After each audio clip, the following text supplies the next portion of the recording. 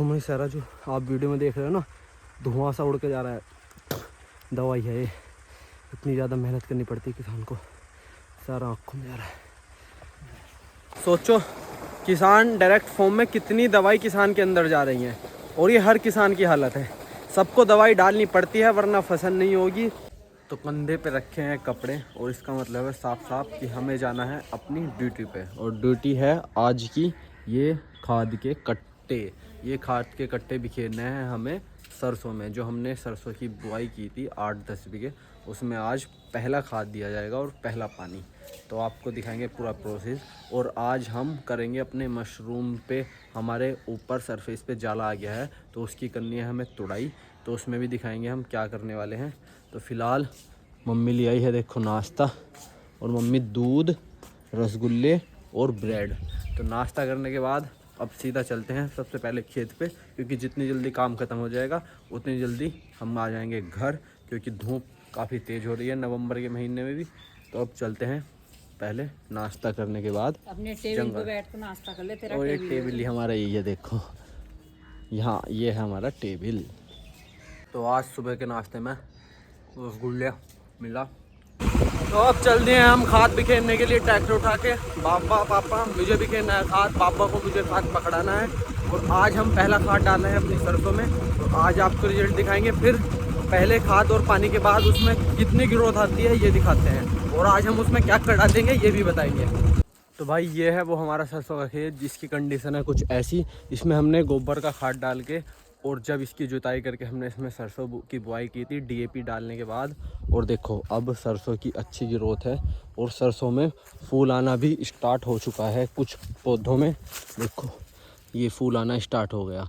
तो अब इसे ज़रूरत है पहले पानी की और खाद की। तो अब हम इसमें यूरिया के साथ मिला के डालेंगे कुछ दवाई, और उसके बाद इसमें पानी चलाएंगे। आज ये 8 बीघे का खेत है ऊपर तक।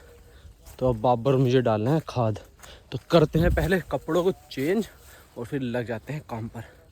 तो अब हमने खाद के कट्टे खोल लिए हैं, और 8 बीघे ज़मीन के लिए हमने 2.5 कट्टे यूरिया लिया है, और उसमें ये पैकेट लिए हैं हमने 5-5 किलो के 10 किलो सल्फ़र। और ये है बायोसन कंपनी का सल्फ़र है ये वाला।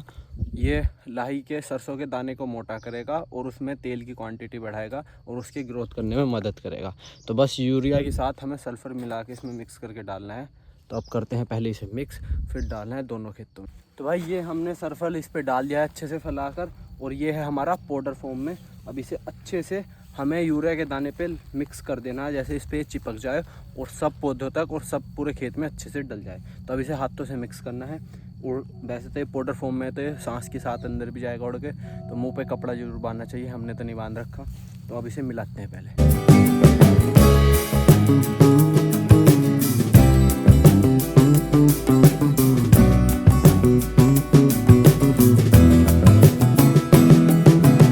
देखो अच्छे से हमारा सल्फ़र और यूरिया मिक्स हो गया, और हाथों की कंडीशन देखो। तो मुंह पर और हाथों पर ग्लव्स और मास्क जरूर होने चाहिए, क्योंकि कहीं ना कहीं दवाई इनडायरेक्टली आपके अंदर बॉडी में चली जाती है, और फिर उसके साइड इफ़ेक्ट होंगे। तो यहाँ गांव में लोकल में सब लोग कोई यूज़ नहीं करता, 1% लोग यूज़ करते होंगे, 99% ऐसे ही डालते हैं, और उससे इन फ्यूचर बीमारी बढ़ेंगी। तो होनी ज़रूर चाहिए। अब हम इसे कट्टे में भरने के बाद उधर वाले सामने वाले खेत में लेके जाना है जो दूर है, उसमें डालने के बाद हम उसमें कुआँ चला देंगे पानी, फिर इसमें डालेंगे आके। बाबा तो गए कट्टे में खाद लेके सामने वाले खेत में, और मुझे अब दोनों बाल्टी भर के ले जानी है। और हाथों की कंडीशन देखो, और जो है कितना हवा के साथ अंदर गया है ये दवाई। तो इन फ्यूचर पता चलेगा इस चीज़ का किसानों को भी, और जो इन फसलों को खाएंगे आगे जाके उन्हें भी, कि ये कितना नुकसान करेंगी। पर इस टाइम सबको ज़्यादा प्रोडक्शन चाहिए, इसलिए सब डाल रहे हैं। मैंने भी बाल्टी भर ली है, और अब बड़े वाले खेत को इसे पार करने के बाद हम जाएंगे सामने वाले खेत में, उसमें हमें बिखेर के, क्योंकि एक दिन में लाइट कम आती है, इस वजह से एक दिन में सारे खेत तो भरेंगे नहीं कुएं से पानी चलाकर। तो हम छोटे वाले खेत को आज भरेंगे, और इसे बड़े वाले खेत को कल सुबह से कल शाम तक की लाइट में भर देंगे।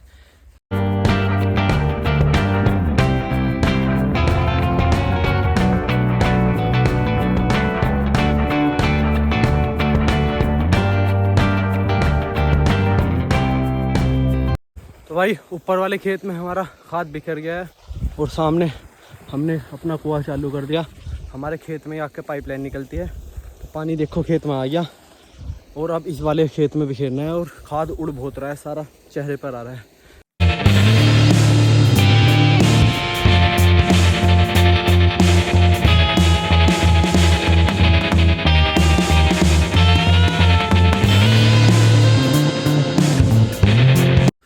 तो दूसरे खेत में भी हमने 2 बाल्टी खाद डाल दिया और इसमें पाउडर देखो कितना बड़ा है। ये देखो सारे सल्ट देखो तुम, क्या हालत है। अब यही सांस के साथ अंदर जाएगा, आँखों में, कानों से और हाथों में, नाखूनों से, सारी फॉर्म में बॉडी के अंदर जा रहा है। और मुंह पे कपड़ा बांध के भी आँखों का नहीं रुक रहा डलने से। तो कितना ज़्यादा जहर डायरेक्टली किसान की बॉडी में और इनडायरेक्टली फसल के थ्रू अंदर जाएगा। अब भाई इसमें यहाँ तक डाल दिया हमने, वो उस वहाँ तक बच रहा। जा डालते हैं, डालना तो पड़ेगा वरना इसमें बीमारी आ जाएगी।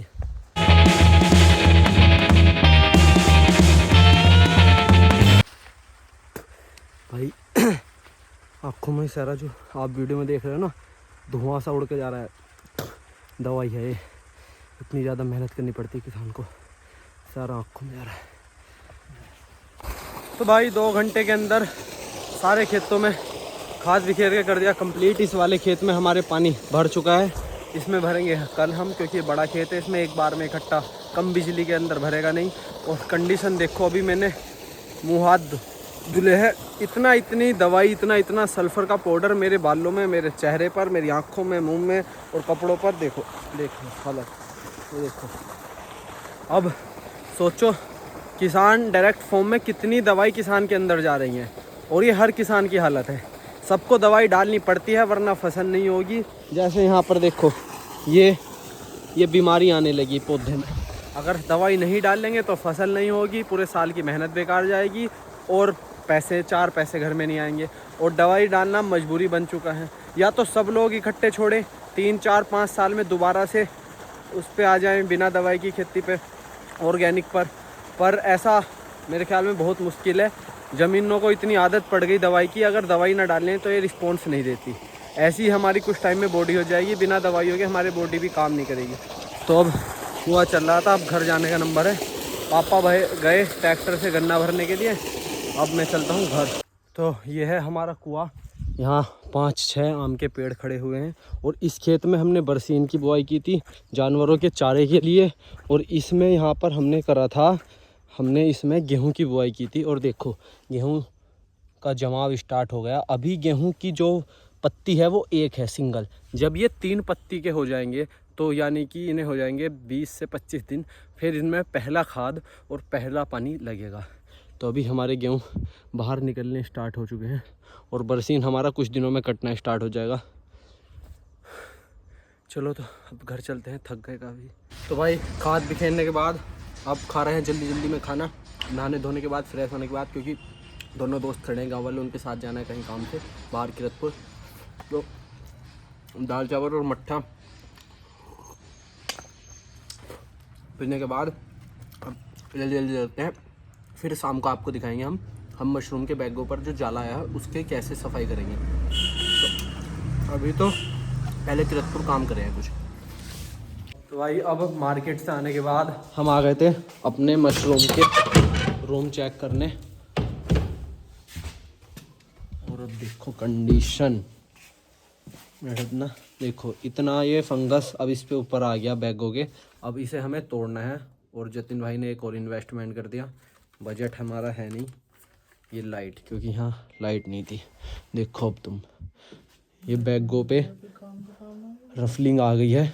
इसे हमें उंगलियों से धीरे धीरे थोड़ी सी उंगलियां चला के इसके ऊपर से इसे साफ़ करना है, ताकि नीचे से 5 से 10 दिन बाद अच्छे से मशरूम आ जाए। तो अब हमारा काम यही है कि इनकी आज हमें रफलिंग तोड़नी है सब बैगों की। देखो दूसरे रूम में भी कुछ में कितने अच्छे से आ गई है, कुछ बैग इसमें सब बैग इकट्ठे नहीं चलते, मतलब सबकी वो जो रहती है ना वो आगे पीछे चलते हैं।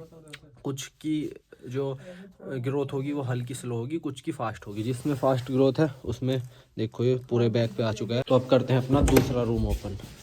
देखो ये है हमारा दूसरा रूम, इसमें भी यही कंडीशन है। इसमें भी सब बैग के ऊपर रफलिंग आ चुकी है। बस इसे आज हमें तोड़ना है। और जो भैया हमारे गाइड कर रहे हैं उन्होंने बताया था कि रफलिंग तोड़ने के बाद इसमें मशरूम आना स्टार्ट हो जाएंगे 5 से 6 दिन बाद। तो आज लगते हैं काम पर फिर। चलो। तो भाई देखो ऐसे हम करेंगे, इसकी लेयर को तोड़ेंगे, करना कुछ नहीं है। जैसे वाइट वाइट इस पे सब में इस पे लेयर लगी है, इसे उंगलियों से थोड़ा थोड़ा इतना, जितनी हमारी ऊपर 1-1 इंच लगभग 1 से 2 इंच हमारी केसिंग मिट्टी है, उसी केसिंग मिट्टी तक अपनी उंगलियां चलानी है ऐसे, और इसे तोड़ देना है। इसमें होता कुछ नहीं है, मशरूम अगर तुम इसे नहीं भी तोड़ोगे तब भी निकलेंगी। बस इसमें ये होगा कि ये हार्ड हो जाएगी ऊपर की सरफेस, तो उस वजह से मशरूम को निकलने में दिक्कत होगी और कम मशरूम निकलेंगी। और ये अगर ऊपर से अच्छे से सॉफ्ट होगी तो इसमें मशरूम ज़्यादा निकलेंगी और ये ऊपर से बुरबुरी होगी। जैसे देखो ये बैग है, बस इसे ऐसे तोड़ना है। तो मैं इस टाइम बैठा हूँ कमरे के टांड पर ऊपर, जहाँ हमारे बैग रखे हैं। और हमने सबसे बड़ी गलती यही कर दी कि हमने टांड पर और सबसे ऊपर वाले जो अपनी हाइट से ज़्यादा का स्ट्रक्चर था उस पर ये बैग रख दिए, क्योंकि यहाँ अकेला बंदा काम नहीं कर सकता। अब जतिन भाई और उनके साथ दूसरे भाई आए थे, वो तो चले गए, उन्हें देर हो रही थी। अब मैंने सीढ़ी लगा रखी है, अब मैं यहाँ कैसे, इतना स्पेस नहीं है, कैसे उतरूँ कैसे करूँ, तो यहाँ बड़ी दिक्कत है। अब हमें यहाँ भी इन बैगों के ऊपर से ये रफलिंग जो है इसे तोड़ना है उंगलियों से। अब यहाँ टाइम भी मुझे दुगना लगेगा और मेहनत भी, और 3-4 जगह मुझे सीढ़ी लगानी पड़ेगी। रूम में इतना स्पेस है नहीं, तो ये गलती आप मत करना। अगर करते हो, जहाँ ईजिली आप चीज़ों को हैंडल कर सको वहीं बैग रखना, जहाँ ईजिली आपका हाथ चला जाए। चाहे ज़्यादा जगह ले लेना या अपने हिसाब से उसका स्ट्रक्चर बनाना। तो मेहनत भी काफ़ी है भाई। हमें लगता था शुरू में कि बस बने बनाए मशरूम के बैग लाने हैं, उन्हें रखना है, उन्हें 15 दिन बाद उन पे एक बार कोकोपीट डालना है और हल्का हल्का पानी दिया जाओ और उसमें मशरूम आ जाते हैं। ऐसा कुछ नहीं है, काफ़ी सारी स्टेज हैं, काफ़ी सारा काम है। तो देखो जैसे ये है, इसे अब मैं ऐसे तोड़ रहा हूँ सबको। तो हमने इसमें कम से कम 5 से 6 बार अभी तक काम कर चुके हैं, जिसमें हमारा पूरा पूरा दिन जाता है 2 बंदों का। तो और अपना कंपोस्ट बनाए तो 1 महीने पहले भी बहुत ज़्यादा मेहनत है। तो बस ये हमारा आज का ब्लॉग था। कल ब्लॉग में हम इसके ऊपर दोबारा भी एक बार और हल्की हल्की कोको पेड़ की इस पर लेयर लगेगी एक बार और। तो अभी बहुत काम है, अभी मशरूम आने से पहले पूरी महाभारत की जंग है। तो आज के ब्लॉग में इतना ही। अब करता हूँ मैं इस पर काम, क्योंकि अभी काफ़ी सारे बैग देखो रह गए हैं, अब मैं अकेला हूँ। तो मिलते हैं नेक्स्ट ब्लॉग में। अपनी मेहनत और अपना स्ट्रगल पूरा लगा हुआ है, उसके बाद देखते हैं रिजल्ट क्या मिलता है।